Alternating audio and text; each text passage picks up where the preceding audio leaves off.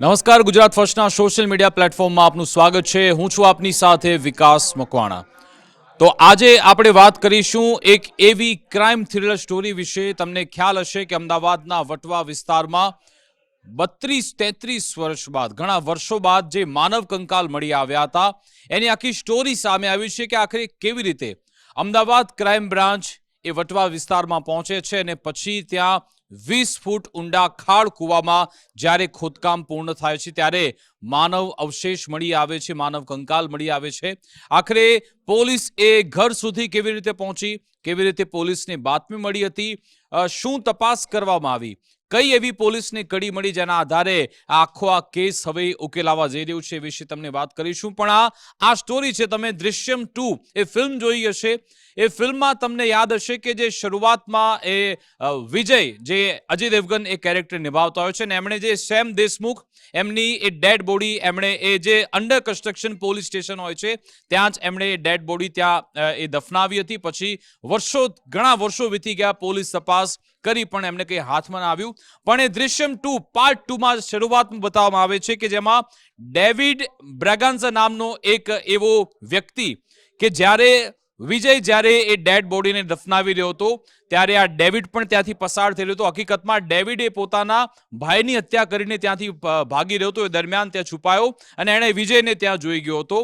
અને એક આવો સાક્ષી પણ આ થિયરીમાં છે કે વર્ષ સુધી કોઈને ખબર ના પડી. વટવા વિસ્તારમાં જે આ ડેડ બોડી દફનાવવામાં આવી હતી ત્યારે પણ આવો ડેવિડ જેવો જે સાક્ષીનું નામ મને ખબર છે પણ અત્યારે એની આઈડેન્ટિફિકેશન નથી કરવાનું, એટલા માટે નથી જણાવતો. પણ વટવા વિસ્તારમાં પણ એક આવો સાક્ષી ત્યાંથી નીકળી રહ્યો હતો અને એ જોઈ ગયો કે 4 લોકો એક ડેડ બોડી દફનાવી રહ્યા છે. આ 1992નો આખો કિસ્સો છે. અને પછી પોલીસ એ વ્યક્તિ સુધી પહોંચે છે અને એના આધારે વટવા વિસ્તારમાં અહીંયા ખોદકામ થાય છે ને પછી એ માનવ અવશેષ મળે છે.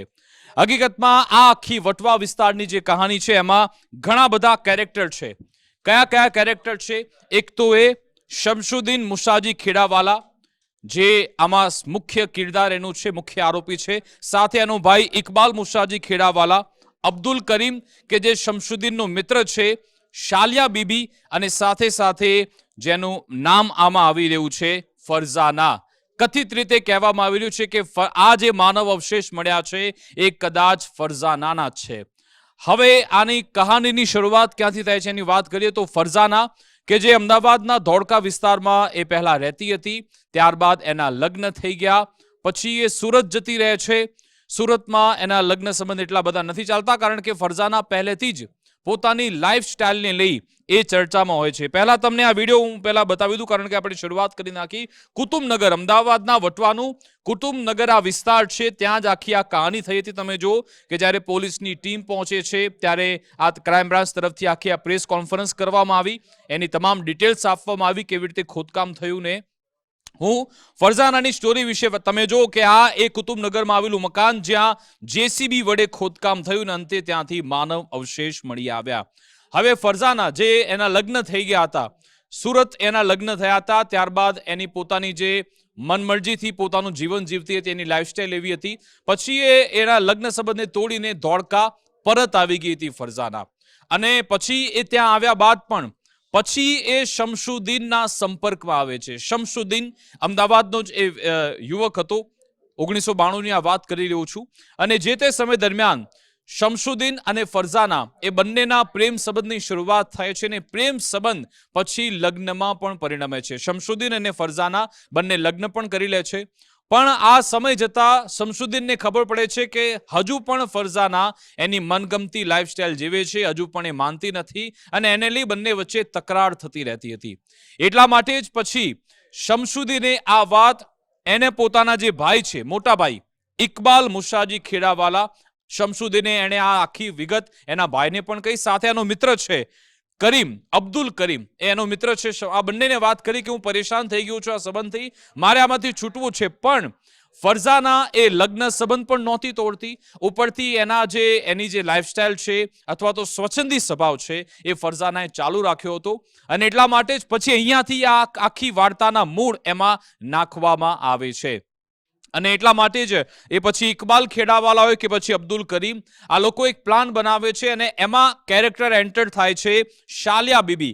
આ મકાન પહેલા શાલિયા બીબીનું હતું, જો કે એને પછી વેચી નાખ્યું હતું અને આખો આ જે ઘટનાક્રમ થયો શાલિયા બીબીના ઘરમાં જ થયો છે, એ પોલીસે એ જણાવ્યું છે.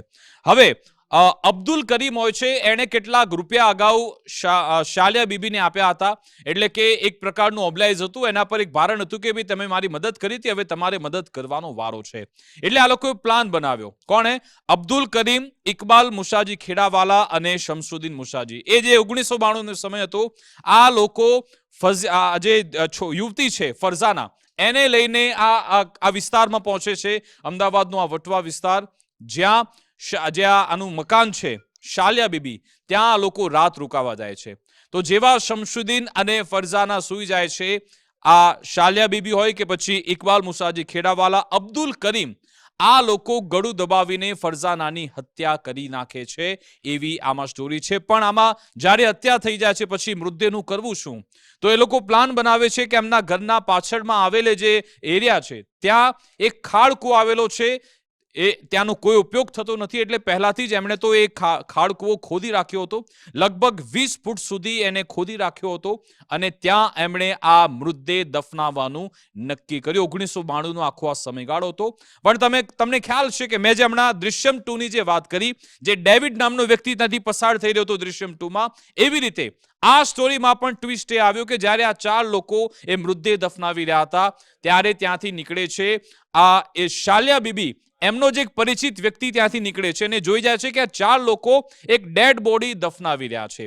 અને એટલા માટે જ પછી આ 4 લોકોએ જે સાક્ષીને ધમકી આપે છે કે ભાઈ જો તું બહાર કોઈને આ વાત કરીશ તો તારા હાલ પણ આવા થશે. એટલે ત્યારે એ લોકો આ વાતને દબાવી નાખે છે. પછી સમય આગળ વધતો રહે છે, ને કેમ કે ફરઝાનાનું વ્યક્તિત્વ એવું હતું છોકરીનું કે એની લાઈફસ્ટાઈલ એવી હતી, સ્વચ્છંદી સ્વભાવ હતો, મનગમતું જીવન જીવતી હતી, એટલે એના પરિવારને પણ કઈ નહોતી પડી કે ભાઈ ક્યાં ગઈ, એની કોઈ પૂછતાછ ન કરી, ના કોઈ પોલીસ ફરિયાદ થઈ, ન તપાસ થઈ. એટલે પછી આખો મામલો ત્યાં શાંત થઈ ગયો. પણ આ જે મકાન છે એ શાલિયા બીબી આવનારા સમયમાં પછી બીજા કોઈને પણ એટલા માટે વેચ્યું કારણ કે દાવો થયો, ત્યાંના આસપાસના લોકો પણ કહેતા હતા કે અહીંયા પણ જે પણ રહે આજુબાજુનો વિસ્તાર બરકત નથી પામતો, ત્યાં લોકોને સારા સમાચાર નથી મળતા, અથવા તો એવી અફવા પણ ફેલાઈ કે ભૂત અહીંયા છે, કોઈ એવા ખરાબ અનુભવ થાય છે, ડરામણા અનુભવ થાય છે, એવી વાતો પણ અફવામાં વહેતી થઈ. અને કેટલાક લોકો એવી થિયરી પણ ચલાવી કે એક વ્યક્તિ અહીંયા દીવો કરવા માટે પણ આવે છે, કેટલાક લોકોને સફેદ સાડી, આવી બધી ઘણી બધી અંધશ્રદ્ધાવાળી વાતો ફેલાવવામાં આવી અને આ બધી ઘણી બધી ચર્ચા વર્ષો વર્ષ ચાલતી હતી. એવામાં અમદાવાદ ક્રાઇમ બ્રાન્ચ કે જે પાતાળમાંથી પણ એ ગુનેગારને શોધી કાઢે છે અને જેટલા પણ એવા વણ ઉકેલાયેલા ગુના છે, વર્ષો વર્ષના એવા ગુના કે જેમાં ફક્ત એક જ કડી હોય, એના પર અમદાવાદ ક્રાઇમ બ્રાન્ચ હંમેશા નજર રાખતી હોય છે. આ કેસ પણ એવો હતો કે જેમાં ફક્ત એક વાર્તા હતી કે એક આવું મકાન છે અને એક આવી હત્યા થઈ છે. એના સિવાય કારણ કે આખો વિસ્તાર ખૂબ મોટો છે, આ પરિવારના લોકો કોણ છે, ક્યાં છે, કોઈ ખબર નથી, આખા વિસ્તારમાં ઘર શોધવું એ પણ એક મોટો પડકાર હતો. અમદાવાદ ક્રાઇમ બ્રાન્ચને કોન્સ્ટેબલને આ તમામ વાર્તાઓ એમને મળે છે, આ તમામ કડીઓ એમને મળે છે કે ભાઈ એ વટવા વિસ્તારમાં એક આવું મકાન આવેલું છે, ત્યાં એક વ્યક્તિની આવી રીતે વર્ષો પહેલા હત્યા થઈ ગઈ હતી અને એનો અહેસાસ આસપાસના લોકોને થઈ રહ્યો છે. અને એટલા માટે જ પછી એમણે જે અમદાવાદ ક્રાઇમ બ્રાન્ચના જે પોલીસ ઇન્સ્પેક્ટર છે એપી જેબલિયા સાહેબ, એમણે આ તમામ વિગત એમના સુધી પહોંચાડી અને પછી જેબલિયા સાહેબે જે ઉપરી અધિકારી છે શરદ સિંઘલ સહિતના જે મોટા અધિકારી, એમના સુધી પણ આ તમામ વિગત પહોંચાડી. પણ આ વિગતો એટલી પૂરતી નહોતી, કારણ કે એમાં તમે કોઈ ફક્ત શંકાના આધારે, આવી વાતોના આધારે તમે કોઈના પર કેસ ન કરી શકો અથવા તો તમે તપાસ ન કરી શકો. એટલે શરૂઆતમાં આ વાત ત્યાં થોડી અટકેલી હતી. પણ ક્રાઇમ બ્રાન્ચ કે જે સમયાંતરે આવી રીતે તપાસ ને એના જે પોતાના સોર્સિસ હોય છે એની વાતચીત થતી રહેતી હોય છે. કુતુબનગરના વટવા વિસ્તારમાં આ માહિતી મળતા પહેલા તો એ મકાન શોધવામાં આવ્યું કે કયું મકાન છે કે જ્યાં આ જે યુવતી છે જેનું નામ છે ફરઝાના, એની હત્યા થઈ હોઈ શકે છે. સૌ પ્રથમ જે મકાન પહેલા શોધ્યું કે આ મકાન એ જ છે, પછી એ જે મકાન માલિક છે એને શોધવામાં આવ્યો. મકાન માલિકને શોધ્યો તો પોલીસને ખબર પડી કે આ તો ઓલરેડી એ ભાઈએ બીજા કોઈ પાસેથી મકાન ખરીદ્યું છે અને પોતે પણ 7-8 વર્ષથી અહીંયા રહેતા જ નથી. ફક્ત એમણે મકાન ખરીદી નાખ્યું કારણ કે અફવા હતી, એવી અફવા હતી કે આ અહીંયા જે રહે છે એને ખરાબ અનુભવ થાય છે, એને કોઈ ફાયદો થતો નથી, એટલે મકાન એમણે એમ પડ્યું હતું. એટલે પોલીસે, ક્રાઇમ બ્રાન્ચે પહેલા મકાન માલિકને એને કન્વિન્સ કર્યો કે ભાઈ તું અહીંયા અમને એ ખોદકામ કરવા દે અથવા તો એ ત્યાં અમને તપાસ કરવા દે. અને પોલીસે એને એશ્યોરન્સ આપ્યું કે ચલો માની લો અમને અહીંયાથી કશું પુરાવા મળે કે ના મળે, ફરી એકવાર તને મકાન અમે બનાવી દઈશું અને અહીંયા અમારી તપાસ તમે પૂરી થઈ જવા દો. એની સાથે પેરેલ મેં જે કહ્યું કે જે એક બાદ એક અલગ અલગ લોકોની તપાસ પણ થતી હતી. અને જ્યારે એ મકાન માલિકે કોની જોડેથી મકાન ખરીદ્યું હતું એ ક્રાઇમ બ્રાન્ચે જાણ્યું તો એમને ખબર પડી કે ભાઈ આ શાલિયા બીબી નામની વ્યક્તિ આ મકાન માલિક હતી. પહેલા એણે આ મકાન વેચી નાખ્યું છે. શાલિયા બીબી, એનું તો મોત થઈ ગયું હતું. એટલે પછી શાલિયા બીબીના જે નજીકના લોકો છે એની તપાસ કરવામાં આવી અને આ એ જે સાક્ષી હતો 1992નો એ દિવસ કે જ્યારે મોડી રાત્રે આ ફરઝાનાને દફનાવવામાં આવતી હતી, એ સાક્ષી કે જે શાલિયા બીબીનો નજીકનો વ્યક્તિ છે એના સુધી પોલીસ પહોંચે છે.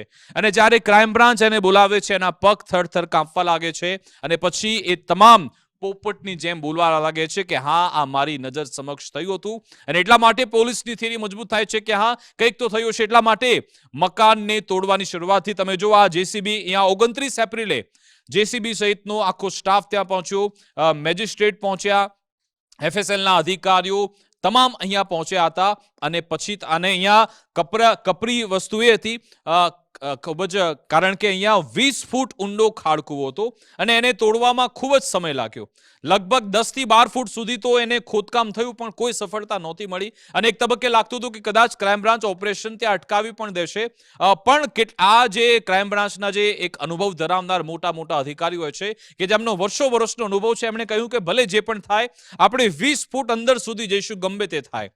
અને જેમ જેમ આ ખોદકામ થતું ગયું એમ પછી એમની હિંમત થોડી એમની ખૂટતી હતી. પણ અંતે મોડી સાંજે એમને ખ્યાલ આવ્યો કે ભાઈ થોડા આમાં વાળ મળી આવે છે. કારણ કે જ્યારે શરૂઆતમાં ખોદકામની વાત આવી હતી ત્યારે એવી ચર્ચા હતી કે ભાઈ આટલા વર્ષો જ્યારે એનું કંકાલ પડ્યું હોય તો એમાં એના અંગ બધા ઓગળી ગયા હશે, ફક્ત દાંત જ હશે. એના આધારે તપાસ થશે કે કેમ. પણ અંતે પછી તપાસ થઈને પછી થોડા વાળ મળ્યા અને પછી એક બાદ એક ઘણા બધા અવશેષ, ટુકડા મળી આવ્યા, માનવ અવશેષ ત્યાંથી મળી આવ્યા. અને પછી એ થિયરી મજબૂત થઈ કે હા અહીંયા કોઈની લાશ તો દાટવામાં આવી જતી. ઘણા બધા એવા વિઝ્યુઅલ છે, અમે એ વિચલિત તમને કરી શકીએ છીએ એટલા માટે અમે તમને નથી બતાવતા. પણ 29 એપ્રિલના દિવસે અમદાવાદ ક્રાઇમ બ્રાન્ચની ટીમે એ ત્યાંથી માનવ કંકાલ મેળવ્યા. અને એ કહેવામાં આવી રહ્યું છે કે કદાચ આ ફરઝાનાના જ છે. પણ હજુ પણ પોલીસે પુષ્ટિ માટે અમદાવાદની સિવિલ હોસ્પિટલમાં ફોરેન્સિક તપાસ માટે એ અવશેષ મોકલવામાં આવ્યા. હવે મહત્વની બાબત એ છે કે ફરઝાનાના ભાઈ અત્યારે જીવિત છે. એટલે ફરઝાનાના ભાઈ મળી આવ્યા છે અને એ ભાઈ એમના સેમ્પલ લઈ ડીએનએ ફાઇલિંગ કરવામાં આવશે. પછી ખબર પડશે કે આ ફરઝાના એની જ હત્યા થઈ હતી. અત્યારે કોઈ એફઆઈઆર થઈ નથી, જાણવા જોગ ફરિયાદ દાખલ થઈ છે. પછી જો આમાં ડીએનએ મેચ થઈ જશે તો આમાં આરોપીને ઝડપવામાં આવશે. મેં તમને શરૂઆતમાં કહ્યું કે આમાં કહાનીમાં જે 4 કેરેક્ટર હતા, એક તો છે શમશુદ્દીન મુસાજી ખેડાવાલા જે જીવિત છે, જેના લગ્ન થયા હતા ફરઝાના સાથે. પહેલા થિયરી એવી હતી કે કદાચ એનું મૃત્યુ થયું છે પણ પોલીસ એને પણ જમાલપુર વિસ્તારથી શોધી લાવી. શમશુદ્દીન મુસાજી ખેડાવાલા એ પણ જીવિત છે. એનો મોટો ભાઈ ઇકબાલ મુસાજી ખેડાવાલા એ પણ જીવિત છે. આ કહાનીના બીજા કિરદાર અબ્દુલ કરીમ કે જે શમશુદ્દીનનો મિત્ર હતો એનું મૃત્યુ થઈ ગયું છે અને શાલિયા બીબી એનું પણ મૃત્યુ થયું છે. અને જો ડીએનએ મેચ થયું તો પોલીસ પછી આમાં બીજા કેટલાક આરોપીને પણ ઝડપવાની છે. આ આખી એની થિયરી છે. એક માત્ર એવો સાક્ષી કે જે રાત્રે ત્યાંથી પસાર થઈ રહ્યો હતો અને એને પછી ખબર પડી કે આ તમે લોકો શું કરી રહ્યા છો. એને વર્ષ એના મગજમાં એ વાત તો ફરતી હશે.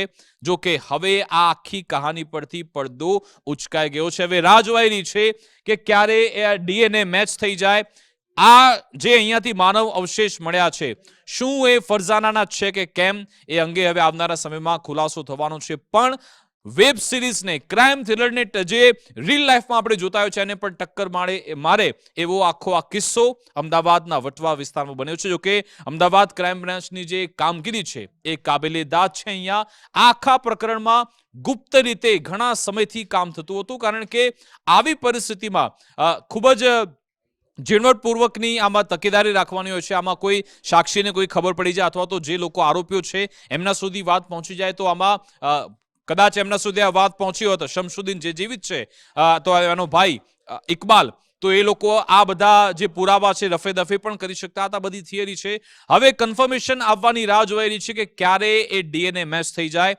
જો આ અવશેષ ફરજાનાના હશે તો આગળ પણ મોટો ખુલાસો, અને પછી આખી વિગત સામે આવશે કે આખરે કયા સંજોગોમાં ફરજાનાની હત્યા થઈ હતી. અને હવે ફરજાનાના જે પરિવારના લોકો છે એમના નિવેદન પણ લેવામાં આવશે, એમને પણ શોધવામાં આવશે. જે ફરજાનાના ભાઈ છે એમની પણ તપાસ થઈ છે, એમની પણ પૂછપરછ કરવામાં આવી છે. શું આખા કિસ્સામાં બીજા કોઈ પણ આમાં સંડોવાયેલા છે કે કેમ, એ પણ આવનારા દિવસોમાં જાણવા મળશે.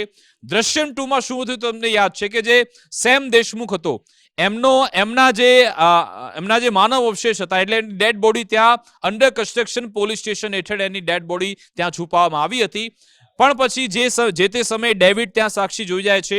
ડેવિડ પછી એ આગળના ભાગમાં કહી પણ દે છે કે હા, મેં વિજયને જોયો હતો, વિજયે જ ત્યાં એ ડેડ બોડી સંતાડી હતી. પણ પછી એ કહાનીમાં વિજય ખૂબ શાતિર હતો. વિજય પછી અંતે એ જે માનવ અવશેષ છે એને બદલી નાખે છે, એટલે પછી ડીએનએ રિપોર્ટ આવતો નથી. જે આઈજી હોય છે તબ્બુ, જે એને રોલ એનો નિભાવતી હોય છે, એમની સાથે ડીએનએ મેચ થાય, જો કે થતું નથી. પણ શું હવે આ રિયલ લાઈફમાં એવું થશે કે કેમ?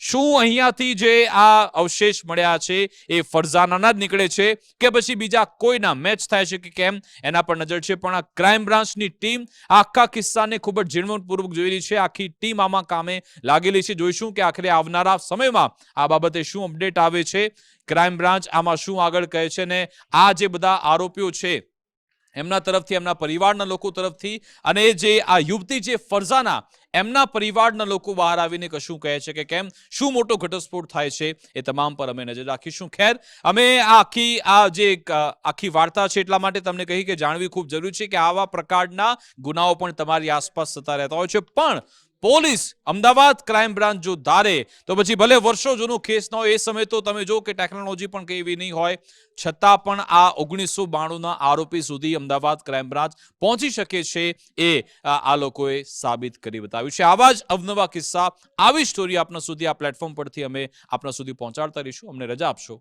નમસ્કાર.